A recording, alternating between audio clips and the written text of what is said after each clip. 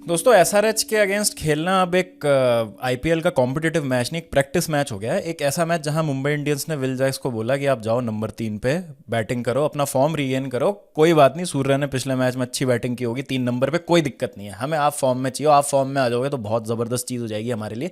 जाओ, रन तो है ही नहीं ज़्यादा, जीत जाएंगे और अपना फॉर्म रिकैप्चर करो। एक तरफ आपके पास मुंबई इंडियंस की टीम है जिसने शानदार तरीके से अब कमबैक करना शुरू कर दिया। टिपिकल मुंबई इंडियंस का जो सीज़न होता है ना, कि शुरू के 4-5 मैच नहीं आपको कुछ करते हुए दिखेंगे और फिर एकदम से ऐसे विनिंग स्ट्रीक पे जाएंगे कि आपको लगेगा कि इनको तो हराना नामुमकिन है। क्लिक करने लग गई हैं मुंबई इंडियंस के लिए चीज़ें। प्लेऑफ स्पॉट में आ चुके हैं, थर्ड हैं एज वी स्पीक, और बहुत ज़्यादा अब स्ट्रांग लग रहे हैं और उनका मोजो वापस आ चुका है। और जो हमने रिटेंशन के टाइम पे मुंबई इंडियंस की बात करी थी कि सबसे तगड़ा इंडियन कोर तो इन्होंने रिटेन किया, अगर ये सारे प्लेयर्स चल गए, इनमें से 6 अगर 5-6 प्लेयर्स की हम बात करें, जैसे रोहित शर्मा, सूर्य कुमार यादव, जसप्रीत बुमराह, तिलक वर्मा, हार्दिक पांड्या, सारे मैच विनर्स हैं। उनमें ने ऐड कर लिए Will Jacks, Trent Boult, Ryan Rickelton ऊपर आ गए हैं। तो अभी तो इनमें से कुछ प्लेयर्स क्लिक करना बाकी हैं, जैसे दीपक चाहर का काफ़ी हॉट एंड कोल्ड जा रहा है आईपीएल। आज बोल्ट ने 4 विकेट लिए, लेकिन पिछले कुछ मैच थे जहां बोल्ट रन खा रहे थे थोड़े बहुत। तो अगर एक साथ ये सब आ गए ना, आज जसप्रीत बुमराह को भी रन पड़ गए एंड में, बट ये ऐसी टीम है कि यहाँ पे ना 2 से 3 प्लेयर जिस दिन चल गए मैच जीत जाएंगे। ये मैच विनर है, इस टीम में सारे मैच विनर है। SRH on the other hand एक ऐसी टीम है दोस्तों जो 300 तो नहीं बनाएगी, लेकिन आज ऐसा लग रहा था कि 49 से पहले आउट हो जाएंगे। जो आरसीबी का रिकॉर्ड था खतरे में लग रहा था एक टाइम पे, जब इनके 4-5 विकेट आउट हो गए थे। वो तो भला हो हेनरिक क्लासन और अभिनव मनोहर का, जिन्होंने कुछ इज्जतदार स्कोर पहुंचा दिया। बहुत ज़्यादा शर्मनाक से शर्मनाक हार पे ले आए वो एसआरएच को, बस इतनी सी बात है। तो कुछ भी नहीं है दोस्तों, एसआरएच की बैटिंग के बारे में बात करने के लिए कुछ भी नहीं है। आप मेरा कोई भी पुराना वीडियो ले लीजिए, वन डायमेंशनल एसआरएच बैटिंग, फलानी टीम ने एसआरएच को क्रश कर दिया, फलानी टीम डिस्ट्रॉयज एसआरएच, एसआरएच का 300 नहीं हो रहा, ये नहीं हो रहा, वो कोई कोई नई बात नहीं है बोलने के लिए एसआरएच की बैटिंग लाइनअप के लिए। Same mindless logging, one dimensional batting, शरीर से दूर डाल दो बॉल, एज लगा देंगे हवा में, 5 बॉल डॉट हो जाती हैं, मचलने लग जाते हैं जैसे पता नहीं क्या हो गया, मतलब कुछ कुछ गड़बड़ हो गया यार, 2 बॉल हो गई, बाउंड्री नहीं लगी, कुछ करते हैं। सारी बॉलें हवा में खेलनी है, एक भी बॉल को रोकना नहीं है। थोड़ा सा क्यों ले लो साई सुदर्शन और शुभमन गिल से कि कैसे वो ओपन कर रहे हैं पारी की, नहीं बन रहे रन, कोई बात नहीं। 300 बनाने के चक्कर में 200 भी नहीं बन रहा, 140 पे आउट हो जा रहे हो। आउट तो क्या, 20 ओवर खेल लिए, बड़ी बात है भाई। 143 रन बनाए आज, स्कोर था इनका एक टाइम पे दोस्तों 35 पे 5, 4.1 ओवर में। मतलब देख रहे हो आप, 4.1 ओवर में भी 35 रन है, मतलब लगभग 10 की रन रेट है, लेकिन 5 विकेट आउट हो चुके हैं। मारना है, बस मारना है, कुछ नहीं है ना। आप देखा ना ताव उसके ऊपर भाई ईशान किशन। अब ईशान किशन पे पॉइंट पे आते हैं, सीधा पॉइंट पे आते हैं दोस्तों। ईशान किशन की बात करते हैं। ईशान किशन ने 138 रन बनाए हैं, 138 या 139 है। आज का 1 रन जोड़ देंगे तो शायद 139 हो जाएगा, या वो 138 1 रन मिला के था, देखना पड़ेगा। मैंने अभी स्टैट देखा था थोड़ी देर पहले। उसमें से 106 रन उनके पहले मैच में आ गए थे राजस्थान रॉयल्स के अगेंस्ट, जिसका मतलब ये है कि अगले 7 मैचों में, 7-8 मैच जितने भी खेल लिए हैं उसके, उस पहले मैच के बाद एसआरएच ने, उन्होंने सिर्फ 33 रन बनाए हैं। मतलब ये 4 या 5 का एवरेज होता, 5 का एवरेज भी नहीं है ये। तो क्या है दोस्तों, 2 तरीके हैं जिससे आप ये ईशान किशन का डिसमिसल आज देख सकते हैं। तो अगर आप पहले पूरा वो मैं आपको बता देता हूँ कि हुआ क्या, अगर आपने इन केस मिस कर दिया हो। तो बॉल जाती है, ईशान किशन मतलब उसको ग्लांस करने की कोशिश करते हैं लेग साइड में, और अंपायर उसको वाइड देते हैं। तो अब ईशान किशन देखते नहीं है कि एम्पायर ने वाइड दी है कि नहीं, और दीपक चाहर और रायन रिकल्टन किसी को पता नहीं, कुछ नहीं, मतलब सबको पता है कि वाइड है, कोई कांटेक्ट नहीं है, कोई आवाज़ नहीं है। ईशान किशन आउट ऑफ पता नहीं क्या, मतलब उनके दिमाग में था, कैसे था, वॉक करना शुरू करते हैं। फिर वो देखते हैं कि ये तो वॉक कर रहा है, प्लेयर फिर अपील करते हैं, आउट है, फिर एम्पायर आउट दे देते हैं उनको। इतनी देर में वो वापस आते हैं क्रीज पे, कोई रिव्यू नहीं लिया जाता, ईशान किशन फिर चल देते हैं। अरे भाई, जब एम्पायर ने आपको आउट दिया, आपके वॉक करने के बाद अपील नहीं की सामने वाली टीम ने, एटलीस्ट रिव्यू तो ले लो, वॉक करना शुरू कर दिए। तो 2 तरीके हैं दोस्तों इस इंसिडेंट को देखने के। या तो ईशान किशन का कॉन्फिडेंस इतना ज़्यादा लो हो चुका है कि उनको यही नहीं पता चला कि बैट लगाए कि नहीं, और थोड़ा सा उनको कुछ महसूस हुआ और वो सोचे कि भाई ये तो बैट लग गया और अभी अपील होगी, मैं आउट हो जाऊंगा, कुछ काम होगा ज़रूरी या तो उनको वो निपटाना होगा, इसलिए वो चल दिए। और बिल्कुल भी मतलब उन्होंने वेट नहीं किया। मतलब आज की तारीख में जब डीआरएस है आपके पास, एम्पायर के आउट या नॉट आउट देने का तो वेट करो।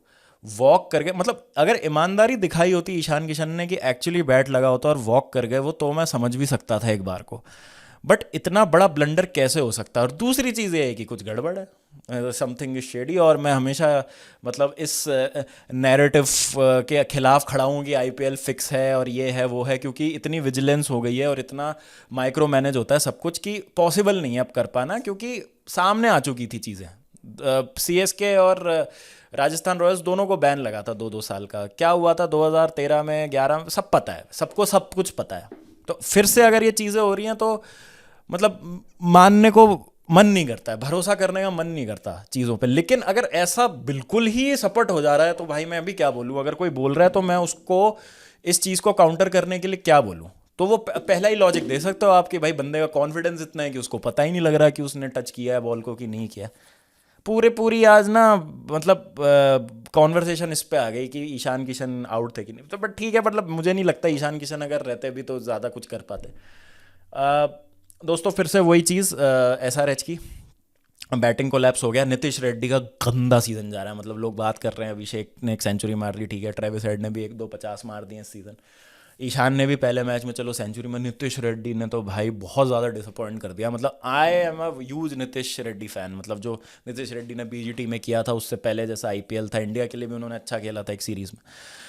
बट भाई जो कर रहा है आज इस आईपीएल में नीतीश रेड्डी ने, not at all happy with his performance. मतलब ऐसा होना चाहिए कि टीम भले ही नीचे लगी हुई है लेकिन आप रन्स कर रहे हैं, आप आके बीच में रन बना रहे हैं। आज जैसे क्लासन ने बनाए 70 रन, थोड़ा नीतीश रेड्डी से सपोर्ट मिल जाता, 143 जो है वो 160 हो जाता, फर्क कुछ नहीं पड़ता। मुंबई इंडियंस तब भी जीत रही थी, बिकॉज आप खुद को ऐसी पोजीशन में डालनी है एसआरएच अपनी बैटिंग पर डबल डाउन करके, सारे एक तरीके के आपने ताबड़तोड़, मतलब बस मैं तो घोटा घुमाना है मुझे आके, throw caution to the wind वाली बात होती है ना, उस तरीके के बल्लेबाज है सारे। कुछ भी हो जाएगा भाई, मुझे नहीं मतलब, मुझे तो मारना है। तो आपने क्या किया? गेम चलाने वाला कोई प्लेयर रखा नहीं है, कोलैप्स हो रहे हैं, कोई संभाल सकता नहीं। उसको टेक्निक है नीतीश रेड्डी के पास, रेड बॉल में प्रूव किया है खुद को, लेकिन अप्रोच टीम की इतनी स्टबन, इतनी बेशर्मी हो गई है एसआरएच की अब कि इसकी हद नहीं भाई। 300 बनाना है, 300 बनाना है, 300 बनाना है, अरे भाई 160 तो बना लो। 300 बनाएंगे, 300 बनाएंगे, 300 बनाएंगे, 49 से कम बन जाता आज। वो तो भला हो क्लासन का, जैसा मैंने शुरू में कहा। तो दोस्तों मैटर ओवर हो गया था 143 पे। और ये वो पुरानी आईपीएल नहीं है जहाँ पे टीम्स गिरते पड़ते 140 150 तक पहुँच जाते हैं, फिर पिच में कुछ हरकत शुरू हो जाती है। This is a clear failure of SRH batting lineup. One dimensional approach और mindless batting, mindless logging expose कर रही है बुरी तरीके से इनको। और एक भी मैच में आपने नहीं देखा है कि कुछ इनने अप्रोच चेंज किया, और लिहाजा ये बाहर हो गए आईपीएल से। मेरे हिसाब से इट्स डन फॉर एसआरएच। यहाँ से अब कम बैक नहीं हो रहा। अब आप बोलेंगे कि नहीं कम बैक्स देखे हमने, कम बैक्स देखे। लास्ट वीडियो में भी मैंने कहा था कि चेन्नई अगर यहाँ से कम बैक करती है तो ग्रेटेस्ट एवर कम बैक होगा। तो उसमें लोगों ने लिखा था कि greatest ever come back RCB कर चुकी है लास्ट सीजन। उनके चेन्नई से भी कम पॉइंट थे, चेन्नई के तो 4 पॉइंट है इस सीजन, आरसीबी के 2 पॉइंट थे। आप लोग कॉन्टेक्स्ट नहीं देख रहे हैं। कॉन्टेक्स्ट ये था कि आरसीबी लास्ट सीजन ना एंड में जाके मैचेस हार रही थी, क्लोज मैचेस हार रही थी। एक तरफा मैचेस भी हारे उस बीच में उन्होंने, लेकिन कई सारे मैचेस क्लोज थे, could have gone either way type के।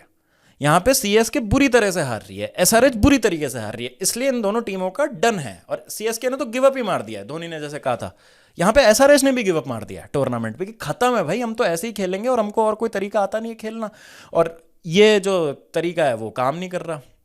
ये तो बात होगी इनकी बैटिंग की। बॉलिंग में भी क्या है भाई इनके पास? आज नहीं खिलाया मोहम्मद शमी को, नहीं हो रही और किसी से बॉलिंग। और भाई रोहित शर्मा भाई when he is in flow, भाई उनसे बेहतर कोई बल्लेबाज मुझे तो नहीं लगता।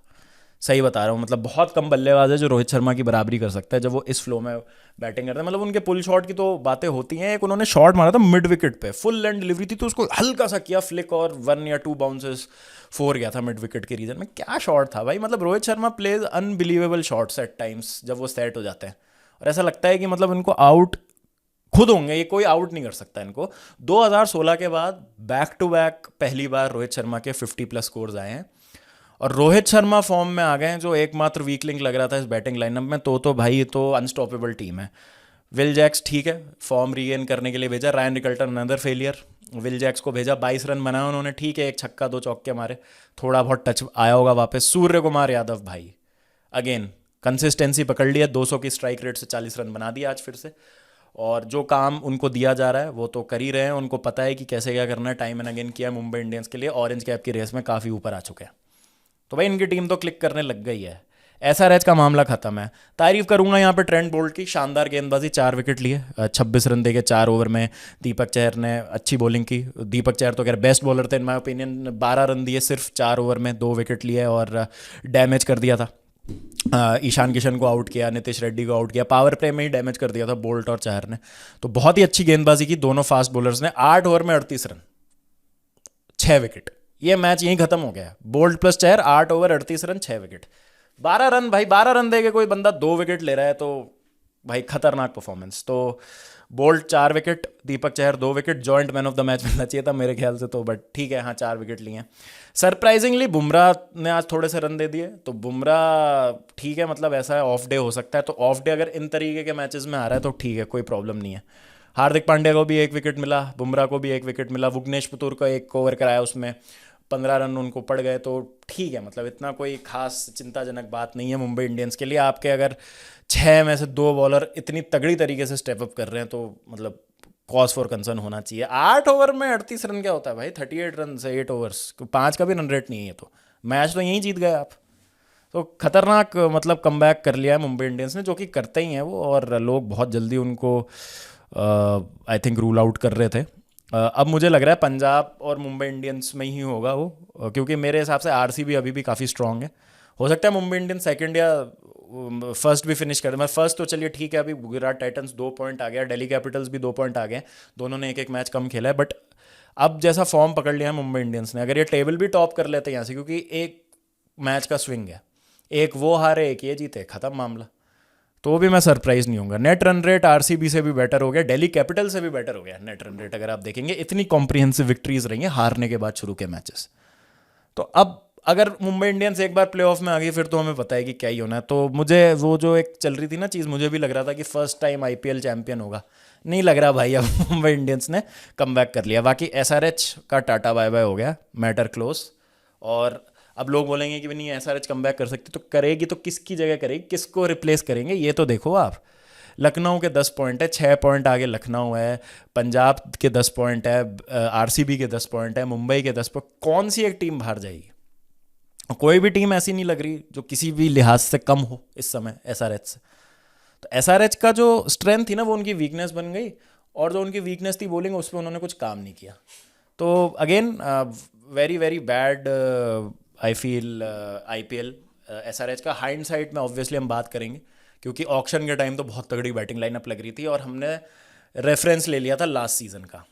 एक साल में फॉर्म गायब हो जाता है लोगों का, और फाउंड आउट भी हो जाते हैं, आपके अगेंस्ट खेलना आ जाता है लोगों को। तो आप सेम अप्रोच नहीं रख सकते, आपको फ्लेक्सिबिलिटी रखनी पड़ती है, इवॉल्व करना पड़ता है, जो एसआरएच ने नहीं किया खुद को। लास्ट सीज़न के अप्रोच से वो आए इस बार और गंवा बैठे अपना आईपीएल, और बॉलिंग में भी उन्होंने ऐसे कुछ एडिशंस नहीं किए जो उनकी मदद कर सकते थे। तो ये कुल मिला के लेखा जोखा है इस मैच का। दोस्तों आपकी क्या राय है, please do let me know in the comment section. RCB versus RR, must win match for RR, वरना बाहर हो जाएंगे। I will still back RCB win, मुझे लगता है कि RCB have that confidence, that swag. RR तो अभी मेंटली ही इतना ज़्यादा डिफीटेड लग रहे हैं कि क्लोज मैचेस नहीं जीत पा रहे, तो देखते हैं क्या होता है। बट आरआर जीत गई तो इंटरेस्टिंग हो जाएगी चीज़ें, तो देखते हैं क्या होता है। चलिए ठीक है दोस्तों, मिलते हैं फिर। आज अवेलेबल नहीं हूँ अनफॉर्चुनेटली, ट्रैवल कर रहा हूँ, लेकिन आज के मैच का आपको रिव्यू ज़रूर मिल जाएगा कल, तो ध्यान रखिए। मिलते हैं, टेक केयर एंड पीस।